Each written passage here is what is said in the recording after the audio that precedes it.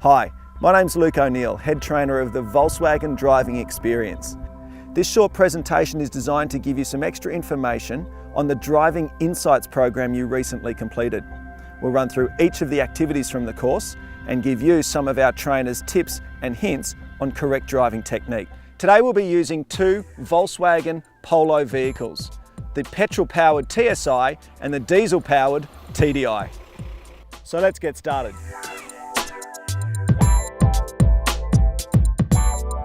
The first activity in the Driving Insights program was seating, steering and braking. Let's go and have a look at the correct way to set yourself up to drive a car. Let's have a look at Jimmy.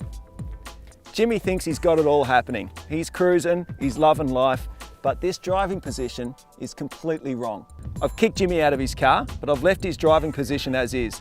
Let's jump in and get it into the right spot. There's a few things to consider with Jimmy's driving position. First and foremost, it's important to remember that all Volkswagen vehicles come standard with a steering wheel mounted airbag. It's important to remember when setting your seating position to ensure that you give these safety devices the best opportunity to help you in the case of an emergency. First thing I'm going to do to adjust Jimmy's position is to bring myself a little bit closer to the wheel. To determine what the best distance is from the steering wheel, there's a few things that you can adjust. Sliding the seat forward on the runners, adjusting the seat back, and also adjusting the height and the reach of the steering wheel. The best way to start is to put your wrists on top of the steering wheel, like so. When your shoulders are coming out of the seat back here, you're still too far away. First of all, I'm going to adjust the height of the steering wheel. I'm going to bring it up that little bit more so that what I have is a very clear vision of the dials and the instrumentation in front of me. I'm going to bring my seat a little bit more upright. It's going to give me a lot more control over the steering wheel. And what I have now is that when my shoulders are sitting comfortably in the seat back, the wrists are on top of the steering wheel, I drop my hands to the correct driving position. I have a 90-degree bend in my elbow.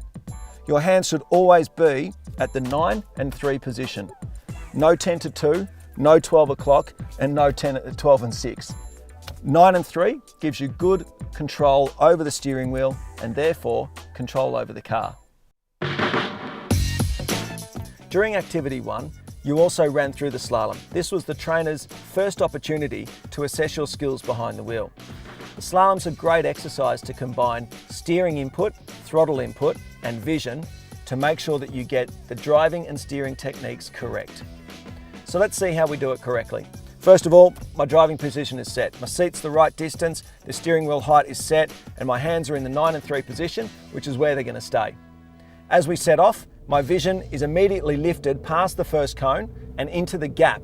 As I keep going through each successive cone, I lift my vision to look to where I want the car to be. Important point. The steering is balanced, the inputs are smooth, and the car isn't being jerked through the slalom at all. Come to the end, come to a complete stop. The biggest tip with a slalom that applies through to your driving on the road is always look where you want to be. If you look at the witch's hat, you're going to hit it. Okay, you've seen the right way to do it. Let's throw Jimmy in his car, keep him in the same driving position, don't give him any tips, and let's see what happens. Okay, Jimmy, are you ready? 3, 2, 1, go!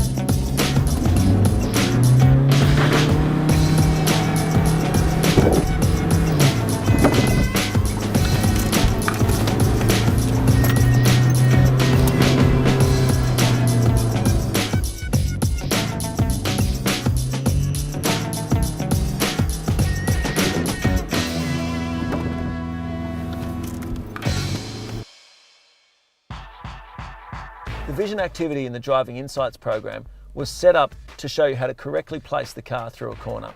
Basically to show you how important your vision is. We've got some amazing corners on this piece of road, and what we're going to show you and demonstrate is how you need to move your head to change your vision to correctly place the car on the road. Let's give it a go. In many cases, where you want to place the car on the road is not directly in front of your bonnet. This corner here, for example, I'm needing to look through the windscreen and across to the left-hand side of the car to correctly place it. Another good example here, through the driver's side window to pick where I need to place the car. My head's constantly turning and it's giving my hands and my feet enough information to place the car correctly and safely on the road.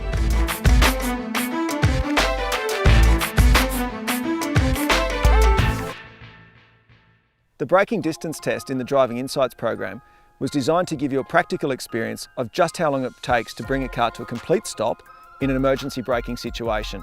We've set up the course here again, and we're going to show you 3 emergency brakes: 60 kilometers an hour, 90 and 110. Let's get up to 60 now.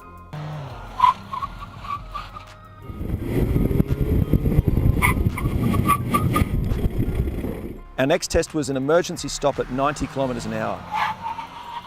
Wow, big difference. The final test was the maximum legal speed of a fully licensed driver, 110 kilometers an hour. As you recall from the Driving Insights program and what you're going to see here, the stopping distance is massive.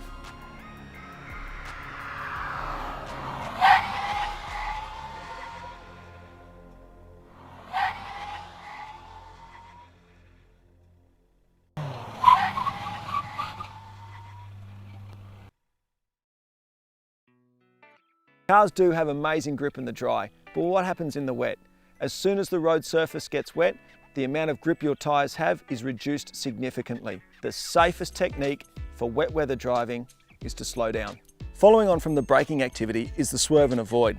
This activity brings together the steering and the braking techniques that we tested in Activity 1.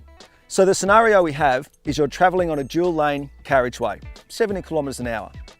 Up in front, the car has come to a complete and sudden stop. You need to swerve to avoid an accident pretty quick.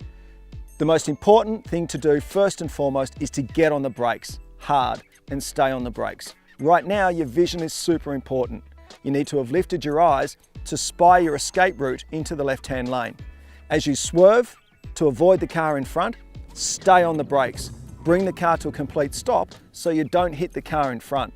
Right now is a good tip to also check your rear vision mirror. There might be a driver who doesn't have your skills who may be braking late, and you need to prepare for that. During this manoeuvre, the car's inbuilt ESP, or electronic stability program, which houses anti-skid braking, electronic brake force distribution and brake assist, are all working together to keep your car controlled and balanced as you swerve and brake, making sure you can bring the car to a complete and safe stop.